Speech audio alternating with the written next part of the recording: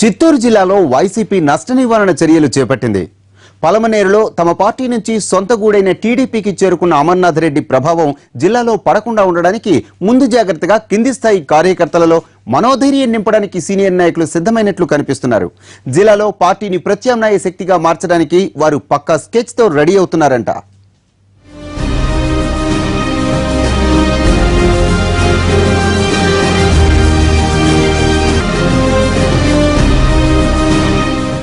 అధికార పార్టీ కంటే ఎక్కువ అసెంబ్లీ స్థానాల్లో గెలవడంతో పాటు చిత్తూరు జిల్లాలో ప్రస్తుతం బలమైన నాయకత్వం ఉంది వైసీపీకి.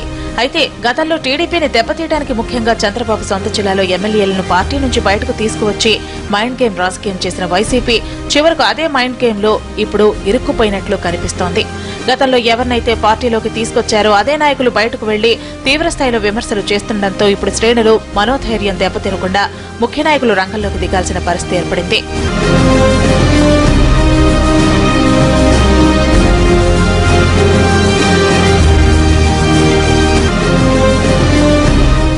వైసీపీ ఆవిర్భావ సమయంలో టీడీపీని దెబ్బతీయడానికి జిల్లాలో పార్టీ నేతలు ఫిరాయింపుల బాట పట్టించడంలో సీనియర్ నాయకుడు పెద్దిరెడ్డి సఫలమయ్యాడు. పలమనేరు ఎమ్మెల్యే అమర్నాథ్ రెడ్డి కుటుంబంతో పాటు తమ్మలపల్లి మాజీ ఎమ్మెల్యే ప్రవీణ్ కుటుంబం మొత్తం రాజకీయంగా టీడీపీతో పెనవేసుకుని ఉండేది.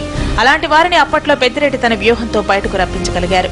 ఆయనే నేతృత్వం వహించి చిత్తూరు జిల్లాలో వైసీపీకి ఆధిపత్యాన్ని సాధించగలిగి పెట్టారు. అయితే ఎన్నికలయ్యాక జిల్లాలోని వైసీపీ నేతలు కొంతమంది నిరంతరం వార్తల్లో ఉండటానికి ఇష్టపడటమే తప్ప గ్రౌండ్ లెవెల్లో కార్యకర్తలతో టచ్లో లేకుండా పోయారన్న వాదనలున్నాయి. ఆ ఎఫెక్ట్ తోనే అధినాయకుడి తీరుతో విభేదించిన పలమనేరు ఎమ్మెల్యే అమర్నాథ్ రెడ్డి 2 సంవత్సరాల తర్వాత పార్టీని వీడారు. ఇక టీడీపీ నుంచి వైసీపీలోకి వెళ్లిన ప్రవీణ్ సైతం అనవసరంగా పార్టీని వీడానని సన్నిహితుల వద్ద అంటున్నట్లు చెబుతున్నారు.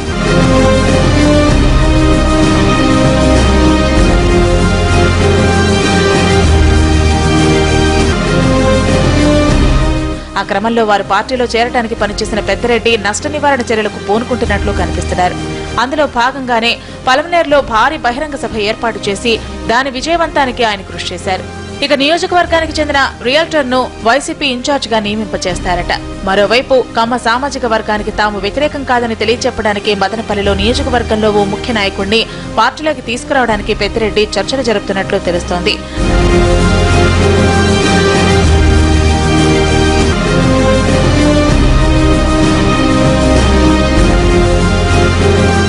అదలా ఉంటే పూతలపట్టు మదనపల్లి వైసీపీ ఎమ్మెల్యేలు పార్టీ వీడటానికి సిద్ధంగా ఉన్నారన్న ప్రచారం జరుగుతోంది. దాంతో వారితోనే చంద్రబాబుపై విమర్శలు చేయించారంట.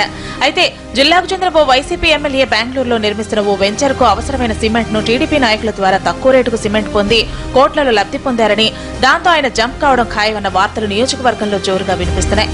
ఆ పరిస్థితి నివారించడానికి జిల్లాలో పెద్దిరెడ్డి తన వంతు పాత్ర పోషిస్తున్నట్లు చెబుతున్నారు.